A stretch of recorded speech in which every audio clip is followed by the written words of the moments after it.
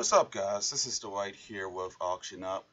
I have another compilation video for you guys. This auction took place on September 21st, and the weather was so beautiful that day.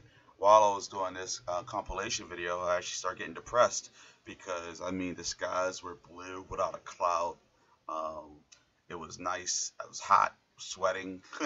Right now, we're well into winter up north, up here, obviously, and I'm getting cabin fever, so it's getting a little frustrating. But now the holiday season is about to wrap up.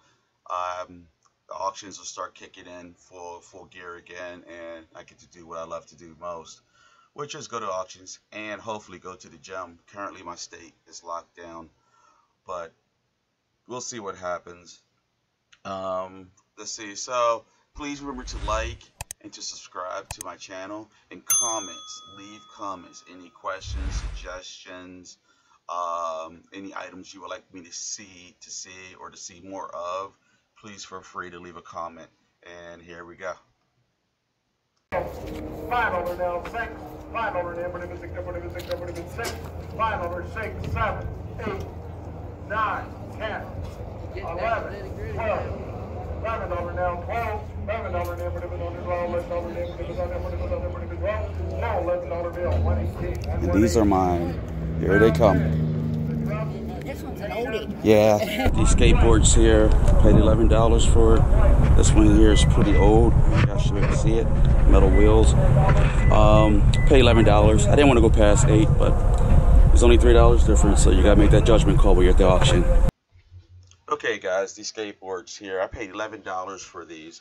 I already sold one for $34 with $14.95 in shipping. The other one, the yellow lime green fluorescent looking one, that one is actually still listed for $31.50. I always do well with old skateboards. You just gotta know what you're looking at. They're pretty easy to tell the difference between the two once you get the eye for it, because sometimes newer ones can look old but they're not. But I do love buying skateboards. They tend to work out very well for me. You can even just sell the wheels off of the old skateboard sometimes. The wheels themselves are collectible. Alright, to the next item. $20 bill, now we're $20, over to $10 to go. $5 bill in the sewing machine. Got to buy it just for the color. $2 bill, 2, 3. $10 now, we're $3. $10 now, we're 3, 4, 5, 6, 7, 8, 9, 10, 11, 12, 13, $12 now, 13, total $12 bill, 20 days, 118. Alright, guys, I just bought this sewing machine up on the car behind me. It was different. I think I paid $11 or $12 for it. I don't know if it's worth anything or not, but no risk, no reward. So I'm gonna go home and clean it up. No reward. It was a bad buy.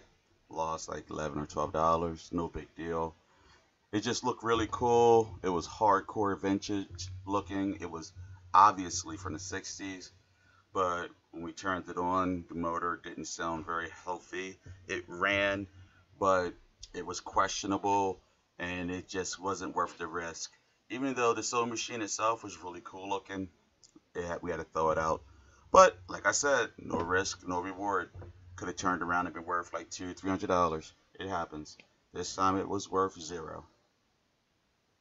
Up and selling, $10 bill, 5, 2, 3, make your choice. $10 number to the 3, $2 number to the 3. Close, $2, 118. What do you want? And these here were a gamble. I paid $2 a piece for them. We probably will list them. We might not, because it doesn't look like they sell that great. But I'm not mad. It's part of the adventure. Take the good with the bad. Alright. Okay, guys. These vintage framed Percy Sandy K. Say Dear prints. They sold for $25.50 as a pair, and the customer paid $9.20 in shipping.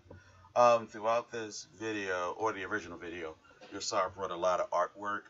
A lot of things sold, but because of the way I did the angles on the video, the shots didn't really come up clearly, so I couldn't tell which picture was what. But remember, art sells. It always sells, and it goes unbelievably cheap at the auction more times than not. Sometimes it's actually insulting and embarrassing how cheap it goes, but nobody buys it. Taught me that. These plates, I have not looked them up yet. There's something in German. I'm going to type that on my phone and look it up.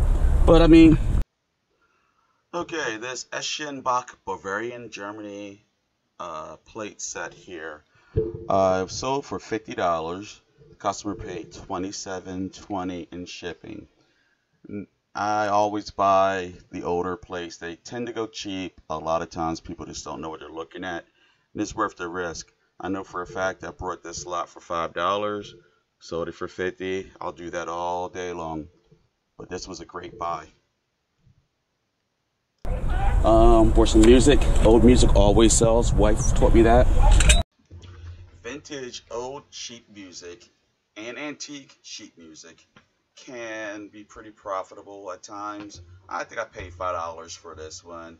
Sold it for $25. Customer pays $17.35 in shipping.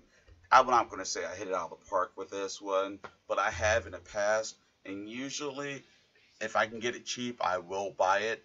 I have never not had it sell. So I do enjoy buying old vintage sheet music, even though I can't play any instruments. Tip of the day, folks. When you're buying box lots, there's always random items thrown in with the box. In this case, in the trunk of my car, you'll see a little toilet sitting off to the side. It's a Fundamental 2 flushing toilet bank that makes potty noises.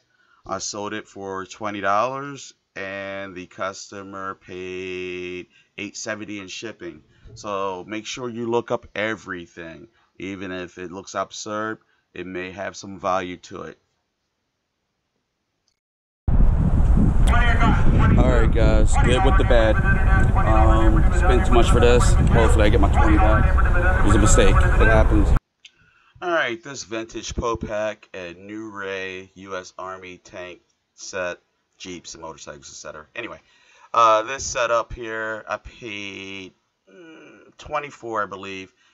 Yeah, I believe I did pay $20 for this one. Only sold for $35. I'm actually ecstatic because I thought I was going to take a loss. But you know, the good with the bad. But I made something. A lot of books sitting to the side was a complete loss. I always do good with kids' books. At least I usually do, but this time it just didn't work out. And I actually ended up, I believe, donating all these books to a local Goodwill. Cool tea set here and some old vintage maps. Pay $5 for each. About $50. Had to sit on it for a little bit. And then these will sell relatively quickly. But I'm happy with it. Okay, this vintage Gareis Waldsassen Bavaria's tea set sold for $46.75. I paid $5 for it. I consider that a good buy.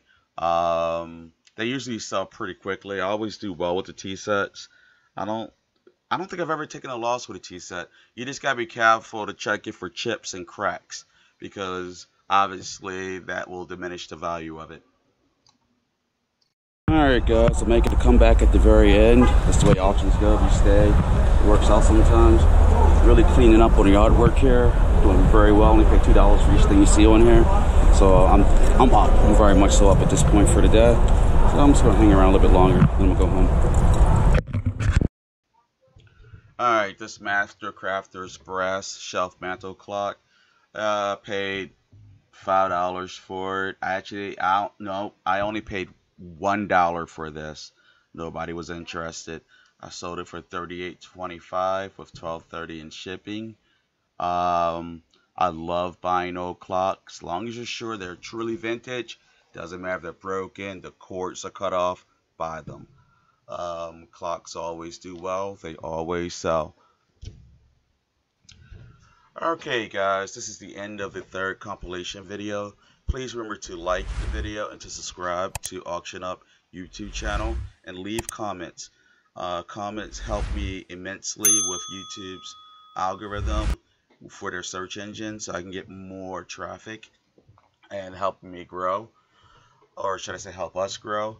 But for now, that's it. There will be another one coming in the near future, and auctions should be picking up starting next week.